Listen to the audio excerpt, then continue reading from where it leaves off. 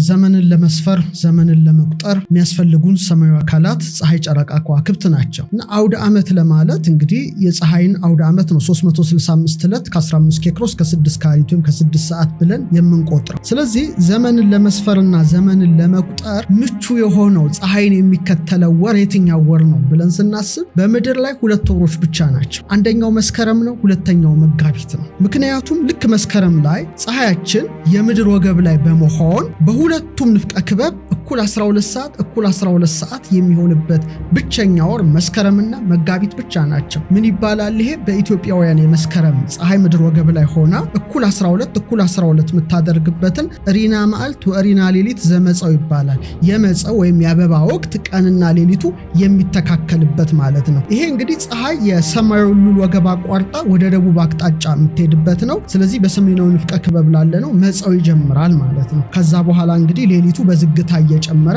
እስከ ታህሳስ ድረስ ይሄዳል። ስለዚህ በትክክለኛው አቅጣጫ በምስራቅ ወጥታ በትክክለኛው አቅጣጫ በምዕራብ የምትጠልቀው መስከረም ላይ ነው እንጂ ጃንዋሪ ላይ ወይም ጥር ላይ አይደለም። እንግዲህ ዓለም የግሪኩ ስልጣኔን ሮማ ከወሰደችው በኋላ እስካሁን ዓለም የምትመራው በሮማ ነው ማለት እችላለሁ። ለ2063 ዓመት እስካሁን በርካታ የዓለማችን ህዝቦች አውደ ዓመታቸውን ጥር የሚያደርጉት ቅድመ ልደተ ክርስቶስ 46 ዘመን ሮማን ባስተዳደረው በዩሊዮስ ትእዛዝ መሰረት ነው። ኢትዮጵያ ግን ከዚህ መንፈስ የተላቀቀች ናት ብዬ ሐሳብ እሰጣለሁ። ሁለተኛው በእኛ መጋቢት ነው። መጋቢት ማለት መመጋገብ ማለት ነው። ቀኑ ከሌሊቱ ሌሊቱ ከቀኑ ጋር ተመጋግቦ እኩል የሚሆንበት ነው። ልክ በተመሳሳይ መልኩ በ182 ቀን አንዴ ፀሐይ ምድር ወገብ ላይ ሆና እኩል 12 ይሆናል። ስለዚህ አንደኛው መስከረም ነው፣ ሁለተኛው መጋቢት ነው ማለት ነው። ከዚህ በኋላ እንግዲህ መዓልቱ በዝግታ እየጨመረ የሚሄድበት ላይና ሰኔ ላይ ደግሞ የመጨረሻው ደረጃ ከፍ የሚልበት ደረጃ ነው። ስለዚህ የጥንት ስልጡን ህዝቦች ይሄን መዋዕለ ፀሐይ የፀሐይን አካሄድ ጠንቅቀው ስላወቁ አውደ ዓመታቸውን መስከረም ላይ አውደ ዓመታቸውን መጋቢት ላይ ነው ያደረጉት። ለምሳሌ የአሦራውያን የዘመን አቆጣጠር ብትል፣ የህንድ አቆጣጠር፣ የፐርሺያ አሁን ኢራን የምንላት የዘመን አቆጣጠር ይህንን የፀሐይን ዑደት በመከተል መጋቢት አድርገው ነበር አውደ ዓመታቸው። ይህ ብቻ ሳይሆን ዩሊዮስ ቄሳር ከመቀየሩ አስቀድሞ ጥንታውያን ሮሞች እንኳን 10 ወራት ብቻ ነው ያላቸው፣ 12 በኋላ ነው የመጣው። አውደ ዓመታቸውን የሚያደርጉት መጋቢት ላይ ነበር።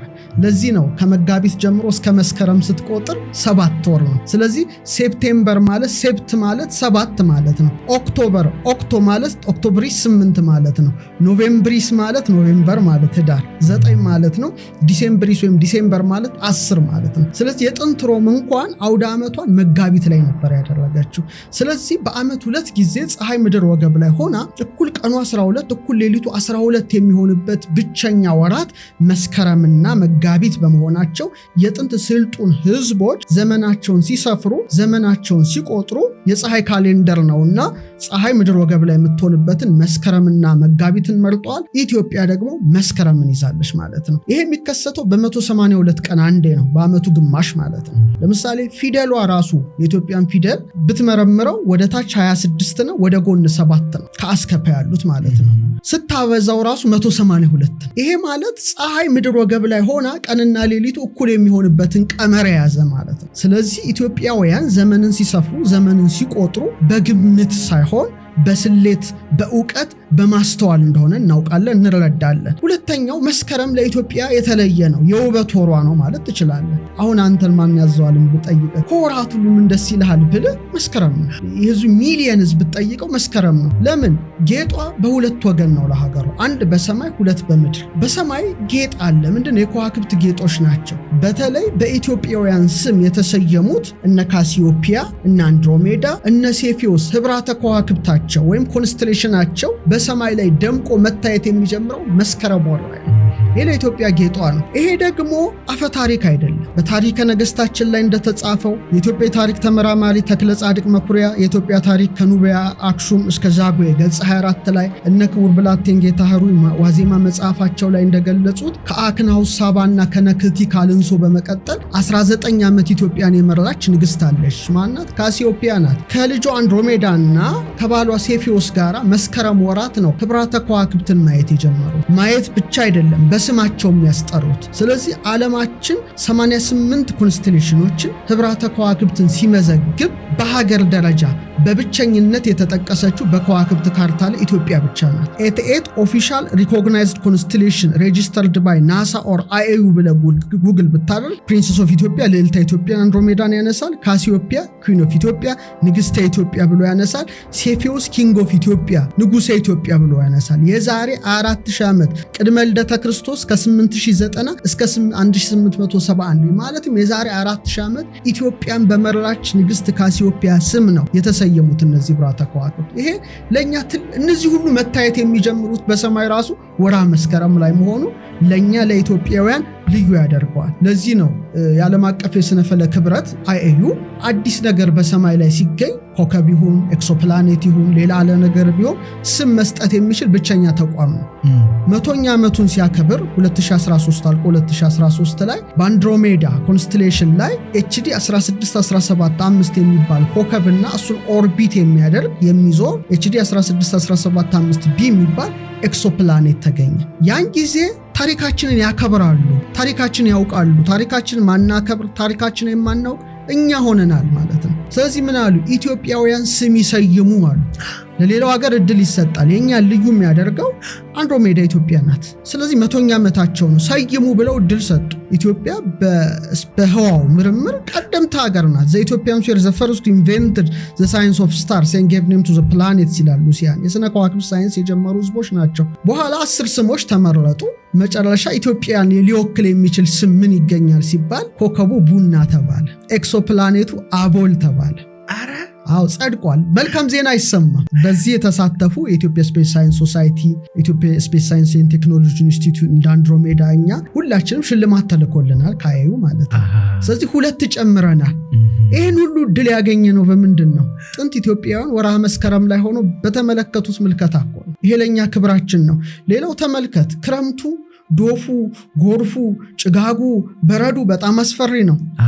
መስከረምስ ፈካ ያለ አደይ አበባ የመስቀል ወፍ መስከረም ጠባ ትላለ። ጸባ ማለት ነጋ ማለት እኮ ነው። ራሱ መስከረም ማለት ፍቹ ምንድነው? መስ ማለት መሴ ማለት መሸ ማለት ነው። ከረም ማለት ክረምት ነው። ክረምቱ የሚመሽበት፣ ክረምቱ የሚያበቃበት፣ መጸው የሚብትበት፣ አበቦች ሚፈኩበት፣ ቢራቢሮች ከመስክ ወደ መስክ የሚሯሯጡበት፣ ንቦች አበባ ለመቅሰም ወዲያ ወዲህ የሚሄዱበት፣ የመስቀል ወፍ የምትጮህበት። ባለቀኔው መንግስቱ ለማ ይመስለኛል የመስቀል ወፍና የአደይ አበባ ቀጠሮ እንዳላቸው መስከረም ሲጠባ ይላል። ማን ያውቃል ይላል። ለኛ የተስፋ ወራችን ነው፣ የደስታ ወራችን ነው። ይሄን የደስታ ወር እንንጠቅ ማለት ስንቱን ደስታ ነጥቀው ይችሉታል። በጣም ያሳዝናል። እና ይሄ ነው። ይህ ብቻ አይደለም፣ ኢትዮጵያ ብቻ አይደለም አውደ ዓመቷን መስከረም ያደረገችው፣ እስራኤል ጭምር አውደ ዓመቷ መስከረም።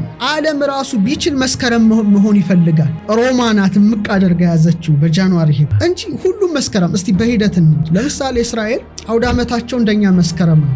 ሮሽ አሻና ይሉታል። ሮሽ ማለት ራስ ማለት ነው። ርዕሰ አውደ ዓመት ተለለ መስከረም። ሮሽ ማለት ራስ ማለት ነው፣ መጀመሪያ ማለት ነው። ሻና ማለት ምንድነው? ሐሻና ማለት ዓመት ማለት ነው። ስለዚህ ርዕሰ አውደ ዓመት ይባላል መስከረም። ለምንድን ነው እነሱም ያደረጉት? ቀንና ሌሊቱ እኩል የሚሆንበት ወር ምንድነው? ቅድም እንዳልኩት መስከረም ነው። ፀሐይ ምድር ወገብ ላይ የምትሆንበት። ይህ ብቻ ሳይሆን በእነሱ ሮሽ አሻና ማለት አዳምና ሔዋን ጭምር ስነ ፍጥረት የተፈጠረበት ወር መስከረም ብለው ነው የሚያምኑት የሚቀበሉት እስራኤላውያን። ዓለም የተፈጠረበት ወር ራሱ መስከረም ነው በእስራኤላውያን ትውፊት ማለት ነው። ያን ጊዜ የሚገርም ሾፋር የሚባል ቀንደ መለከት ይነፋል። በእስራኤላውያን ልማድ ቀንደ መለከትም የሚነፉበት ጭምር በዓል ነው። ልክኛ አውደ ዓመት ላይ ነጋሪት እየመታን አዋጅ እንደምንባል እነሱም ይነፉበት ወራቸው መስከረም ነው። ኢትዮጵያ ብቻ አይደለችም ለዚህ። ሶስተኛ በቢዛንታይን የዓለም አቆጣጠር ወይም ቢዛንቲያን ክሪኤሽን ኢራ በሚባሉ በሙሉ በአውሮፓ አውደ ዓመቱ መስከረም ነበር። ታሪካዊ አውዱን እንነሳ። እነሱ ዓመት ዓለም የሚል ነው አቆጣጠራቸው። ምንድነው? አኖሙንዲ ይባላል። አኖሙንዲ ማለት ፍጥረት ከተፈጠረበት ጊዜ ጀምሮ የሚል አቆጣጠር ነው ያላቸው።